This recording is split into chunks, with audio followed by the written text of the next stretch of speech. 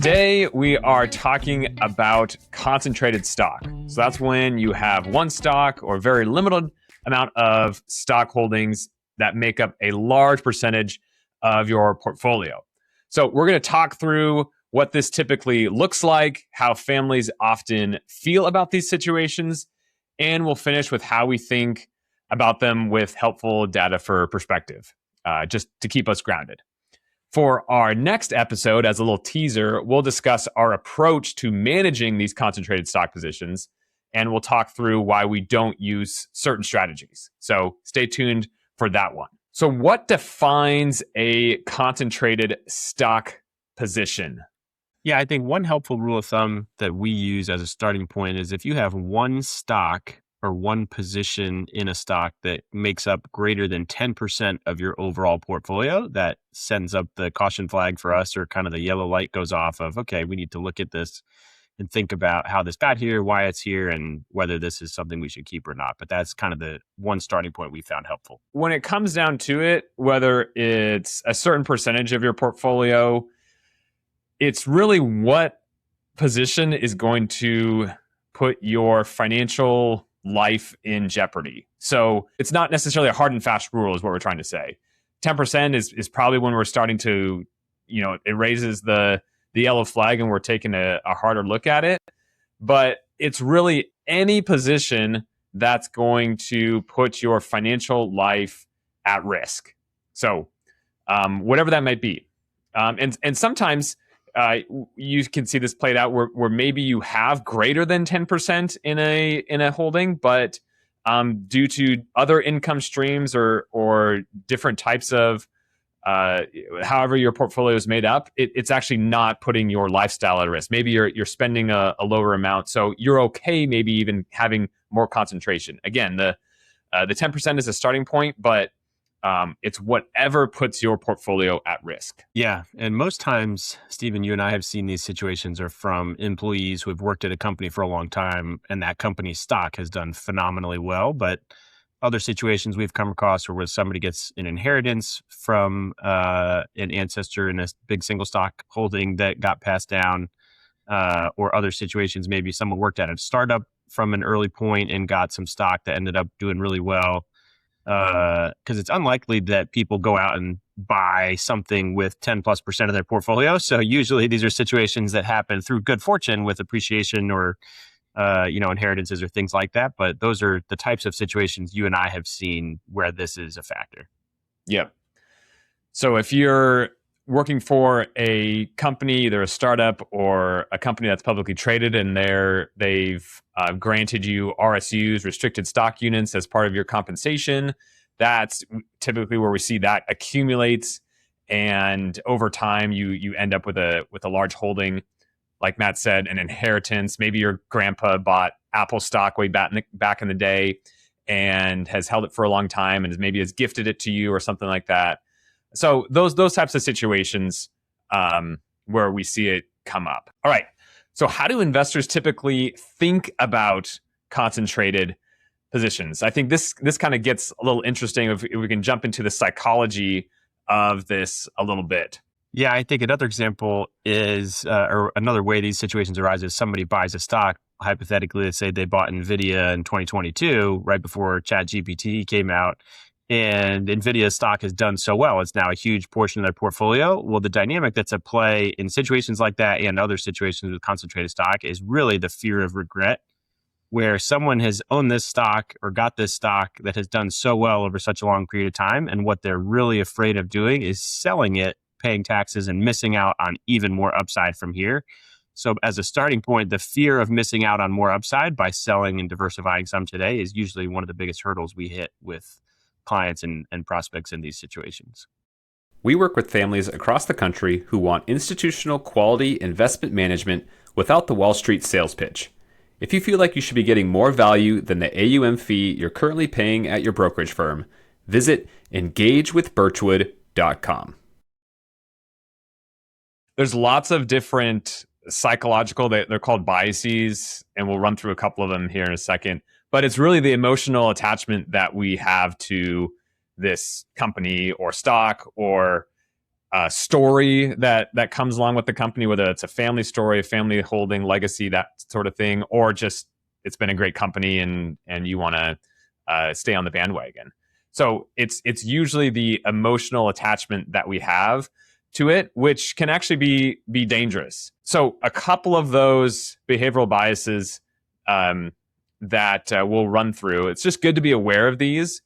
And when we say them, they kind of have an academic name, but once when we say them and start talking about them, you'll go like, oh yeah, that's I've experienced that before, because we all have it. We're not trying to say that these are bad, but I think just making you aware of them is what will help us out in the long run. So one of them would be the endowment effect.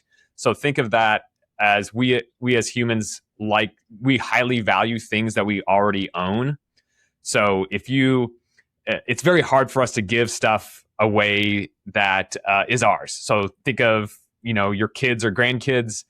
They don't want to share their stuffed animal with their cousin or with their sibling or something like that. You can also go as far as saying like, hey, as adults, when you're having a garage sale, maybe your spouse or you are the one pulling items off the shelf to bring back into the house to not sell because it's yours. You don't want to sell it. So that's the endowment effect. And that can come into play with a concentrated position. Yeah, a couple others that we'll see oftentimes, Stephen, whether people realize it or not, is overconfidence, where someone has seen a positive outcome from this stock or this holding for such a long period of time that they expect it to continue.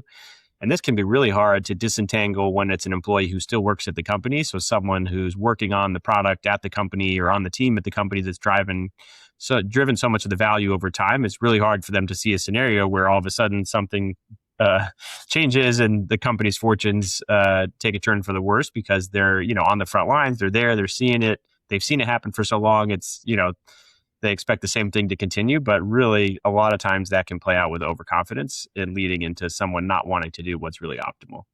Yeah, it's a hard thing, especially when you work for the company. You can say, well, I have the inside track. I know exactly, or you believe what's going to come and that the company's going to do really well. But at least history's shown, and we've experienced ourselves, that that's not always how it plays out. Sometimes the market can be a cruel thing, even though from your perspective, the company's doing really well and hitting its numbers and whatever, but the market, for whatever reason, cannot value that. So it's not so much about what you think; it's what the market thinks, and that's going to determine how your stock performs. Another one I think is important in this area is the bias of loyalty. So it's a tendency to overvalue what's known. So if this is we came across this with a client that inherited stock from their parents, and if they were to sell it, then to them that feels like selling a piece of their parent who is now passed away and no longer with us. So that is a very difficult and emotional tie to a certain company and holding that is very hard to detach from. Yeah. And the last one I'll touch on, Stephen, is anchoring bias, which is so prevalent because anything that's happened in the recent past or kind of where the stock price is today is such a strong reference point that our brains latch onto of thinking, okay, well, this is where it is. And a lot of times we can be tempted to thinking, okay, well, maybe just a little bit more. Or if it's gone down, if the stock's off the recent high by a certain amount, we can think, okay, well, it was back up at that recent high, so we'll just wait for it to get back there and then we'll sell it. And a lot of times that can just be a really bad decision. So we need to try and help people think through how much of this stock they should own in an optimal portfolio rather than just where the stock has been or where it is and where we think it should be, because a lot of times that's something really difficult to determine. So how do we at Birchwood think about concentrated stock positions? And because it comes up now frequently, we've had to dive in pretty deep as to the reasoning. If we are going to hold something or if we are going to sell something, what is our reasoning behind that? We want to share that with you. So we've tried to gather as much data as we can about these positions and kind of trying to balance between the risk and reward of holding those versus selling those. Yeah, I think the key principle at play here is the idea of diversification, which is something that's been studied by academics and applied by professionals in the finance field since the 1950s. And the key point of diversification is that in an efficient market, which we believe stock markets are in a broad sense, where it's really hard to pick stocks and beat the market, as lots of data shows, in efficient markets, owning what's called idiosyncratic risk, where you have one stock in your portfolio and there's a number of things that can go wrong for that stock that won't necessarily go wrong for the market overall. So you don't really get paid over time by holding single stock risk, such that your diversification benefit, which is risk and volatility of your portfolio going down as you move from one stock to a lot more than one stock, moving to something like the S&P 500 or the Russell 1000 or 3000, where you're adding hundreds of stocks to your portfolio, you can still achieve really strong long-term returns. I think the U.S. stock market's up 10% per year for the past 100 years. So really good long-term returns in a very diversified portfolio, but the volatility goes way down and the odds of, failure or bankruptcy for the entire economy and the entire market is significantly lower than the odds of any individual stock going bankrupt or even just dramatically underperforming the market over any multi-decade period of time. So our thinking is diversification, which is often called the free lunch of investing, provides amazing balance of risk and reward because you would maintain really strong upside in your portfolio without a lot of the risk. And two more points on diversification are how, number one, there's a concept of volatility drag, where if you have any individual holding or position that goes down 50%, so something was 100, now it's 50. Okay, well, now it needs to go up 100% to get back to where it was. And over time, how that plays out is any portfolio that's less volatile will have better returns, all else equal, because you reduce that volatility drag, which again, you can do by increasing the number of holdings and the spread of diversification in your portfolio. And just simplistically saying, okay, if you have, 50% of your net worth in one company, well, if that one company's stock goes down 50%, that's a 25% hit to your overall portfolio. Whereas if that stock were, maybe down to 10% of your portfolio, a 50% drop would only reduce your net worth by 5%. So just a simplistic way of saying, we think all else equal, odds are heavily in favor of diversifying if you want to optimize risk and reward for the long term. So next, many people, I feel like, don't know this. Usually people think that, hey, by owning stocks, that means everything goes up eventually. But the reality is much different. Most stocks actually do really bad and they never recover. I think the stat from JP Morgan studying 13,000 stocks from the Russell 3000 from 1980 to 2014 found that 40% of stocks suffered a 70% decline from their peak and remained 60% below that peak at the time that this study was done. So a lot of stocks do very poorly. And we've seen examples of this recently. Pick your poison, thinking just back to the COVID pandemic, and Zoom and Peloton went crazy because everyone was working from home and that sort of thing. And now they are not the high flowers as they once were. Let's put it that way. Yeah, those are definitely down 60 to 70% or more from, the COVID highs when everybody thought everybody would Zoom and Peloton forever. And the extreme scenario, obviously, for any given stock going down is literally any stock that goes to bankruptcy or the stock goes to zero. And as someone who covered the banking industry as an investor for a long time in my previous career, 3 examples from 2023 were sort of high-flying regional banks that had put up, 15 to 20% annualized returns for long periods of time. And then all of a sudden, the concentration they had in their deposit bases became a concern and the stocks were worth nothing. So you can very quickly go from feeling really good about your stock, having done very well for a long period of time, to all of a sudden it's worth nothing and you lost your entire investment that you had in that stock. So yeah, the stats on how many or how often stocks do very badly and even go to zero at least were surprising to me when I first saw them. Yeah. And those were, what was that, First Republic and then Silicon Valley Bank? Yes, and Signature Bank in New York. Exactly. And then in history, you can just look back and say, hey, the big winners in the past are no longer the big winners. Thinking of GM, Sears, and Kodak. The Sears store that was the anchor tenant at the local mall here is now currently a ping pong or a pickleball court. So it has been completely transferred to a totally different line of business. Yeah, there was another stat in that JP Morgan study, which looked at the Russell 3000 over that 34-year time period that said they looked at the S&P 500 and how much the turnover is. And basically over that time period, you had about 10 companies out of the S&P 500 that were dropped out of the index due to financial distress. So it's like, wow, even companies that make it as big as being in the index, literally, what's 10 over 500? 2% per year just drop out due to financial distress. So every year you have big brand name companies that are doing badly enough to get dropped out and oftentimes go to zero. Similar to that JP Morgan study, there's a great academic study done by a professor at Arizona State, Hendrik Bessenbinder, who looked at the past 100 years of U.S. stock market returns. And over that 100-year period, the index is up 10% per year, which is pretty incredible.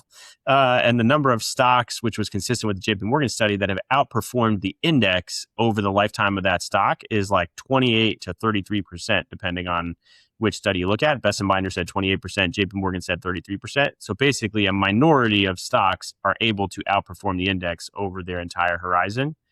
And the Bessenbinder study put it even more succinctly when he said, really, out of the 30,000 stocks that have existed in the U.S. over the past 100 years that drove that 10% annualized return for the market over that time period, only 46 out of the 30,000, so 0.15%, drove half of the overall dollar gains in the market over that 100-year period. So very small number of really big winners. Our thinking is for index funds, rather than trying to pick the needle out of the haystack, as Jack Bogle said from Vanguard, you just buy the haystack and you're much more likely to own the next wave of big winners who will drive the next leg of market appreciation over the next 30 to 100 years, which is how we think about the time horizon for us and our clients. And we think diversification through broad index funds really is the way to go. So if you're listening to this and the takeaway isn't necessarily that concentrated stock is the worst thing in the world, that might be one of your takeaways after the data that we just shared. It's more of saying, hey, let's take a closer look at this and let's try to manage this because of these reasons. Moving forward, what are some ways to take some risk off the table because it's not as diversified. It's very hard for these companies to continue their outperformance and so on and so forth. So building out a diversified indexed approach portfolio is what we think is best for folks for the long term. But that's hard to do with concentrated stock. And I think it's something for folks to consider and plan for. And we'll talk next time exactly how we do that. But hopefully this puts a little burden in your ear of thinking about maybe this should be something that we're looking to do is removing some of this concentrated position. Yeah, I read a great book called Managing Concentrated Stock Wealth by a practitioner who's been around for a long time named Tim Kochis in the industry. And he said, in the simplest terms, suppose the concentrated stock promises a return of 30% per year, but only has a 20% chance of accomplishing it, while a diversified portfolio or a diversified alternative promises only a 9% annual return, but has a 90% probability of success. Well, that summarizes how we think about these situations, because the probability weighted odds of success are much higher using more diversified portfolios. And the downside scenario is much less severe as you improve diversification as well. So concentrated stock is something to work on and manage, which we'll talk about more in the next episode. So there you go. Thanks so much for listening, guys. Thank you, Kevin, to our editor, and we'll see you next time.